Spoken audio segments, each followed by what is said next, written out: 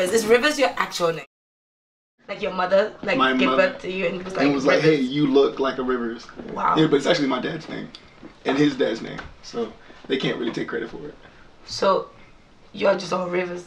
So how do you like separate in the house? My dad they call him Junior, and my granddad, they named him. So he passed in 2003. They called him Senior, and I'm Sam. That's my middle name is Samuel. I was about to say. Yeah, I know. So totally from the left. Like, totally from the left. Yeah. I'm Rivers, but you call me Sam. No, but only my family calls me Sam. You have to call me Rivers. Okay, Rivers. Yeah. Guys, Maybe if we get close. But it's such a real. I like Rivers though, because it's such a cool name for a worship leader. I appreciate it. Out of your belly shall flow rivers of living water. Oh my God. You call me out upon the waters. Worship. Why is worship like such a passion for you? I think really it's because it's the first initial step to getting to the face of God.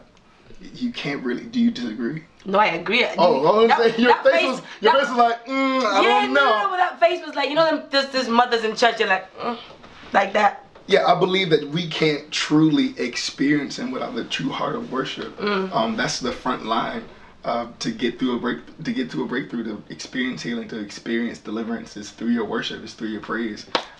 So yeah, that's why I have a passion for it. Awesome. Okay, and in terms of like how you worship, like, is there a formula? And like, because sometimes people are like, okay, you can jump, you can shout, and some people like the whole let's just be still, and like how. I like both, so there's really no formula. I think for me, it's how can I be as sincere and authentic in that moment as possible.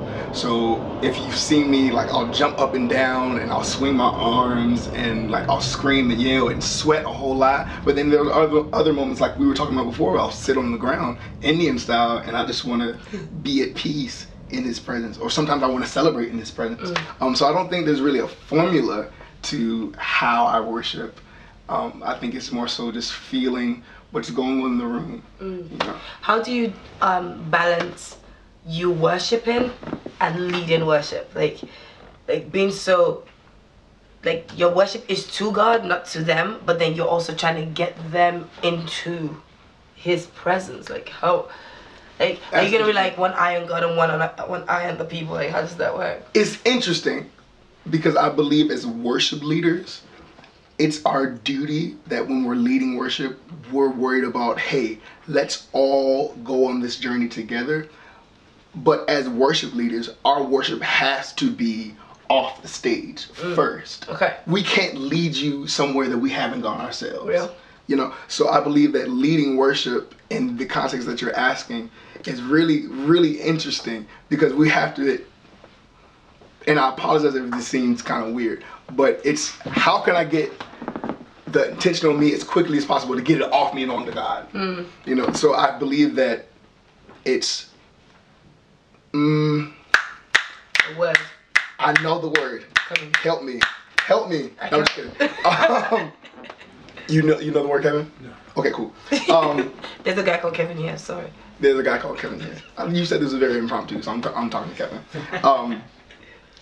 How can we all gather here and go to one place together? So is it like one eye on God, one eye on the congregation, kind of, sort of?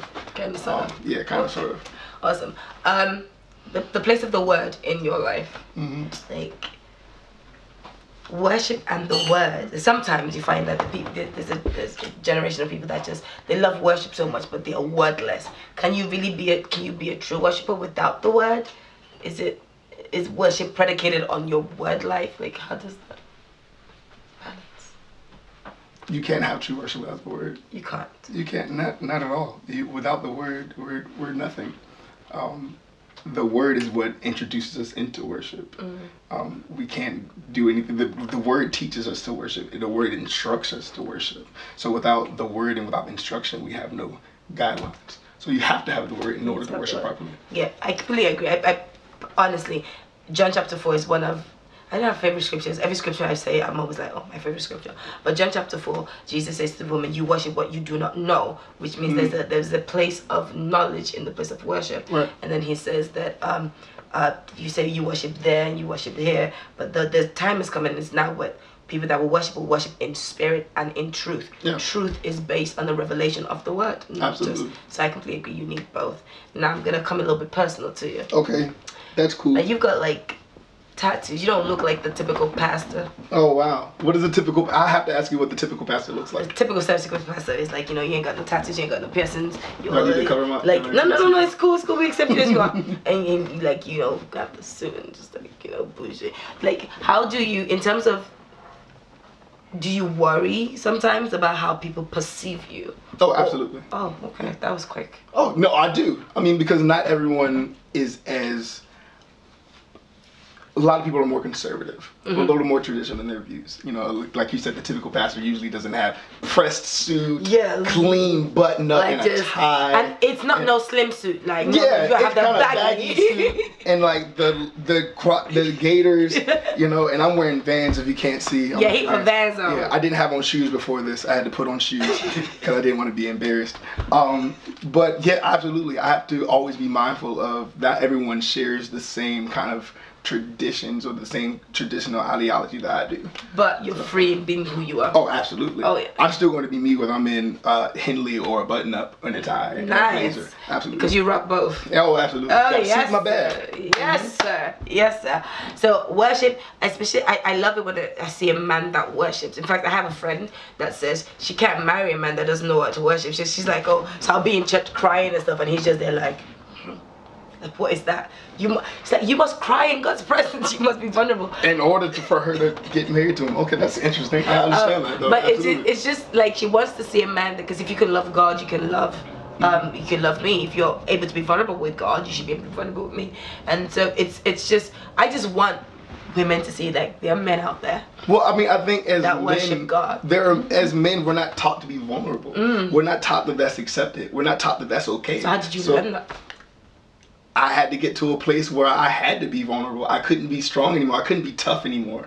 You know, there are places in my life where I was just like, you know what? I have to cry. I have to seek God. I'm not strong enough to do this on my own. My will is not strong enough. Yes. Yeah, so you have to be in a spirit of, like, you have to get to a place of surrenderance. And a lot of guys, a lot of men are just not taught that that's okay. So we have to learn it for ourselves. And because you guys are such a rare species, or it seems like you're a rare species, women that want a godly man are very, very pro worship leaders. They are. He's like, So how do you like deal with that? You have to have discipline. You have to create boundaries. You know, of course, being in ministry, you have to come in contact with all kinds of people, and you have to understand what's appropriate and what's not. Can you tell me a crazy story? A crazy story? Like I had a friend once that a woman actually followed him to the bathroom. I was like, wow, is it that deep? But honestly, I have no crazy stories. Your boundaries are that tight? Well, no, it's not that, but I just don't think I'm in contact with a story that's that insane. But the Lord continues to be a wall of fire around you. Yeah, I try to stay low key. Awesome. Well, thank you for... Spirit, lead me where my trust is without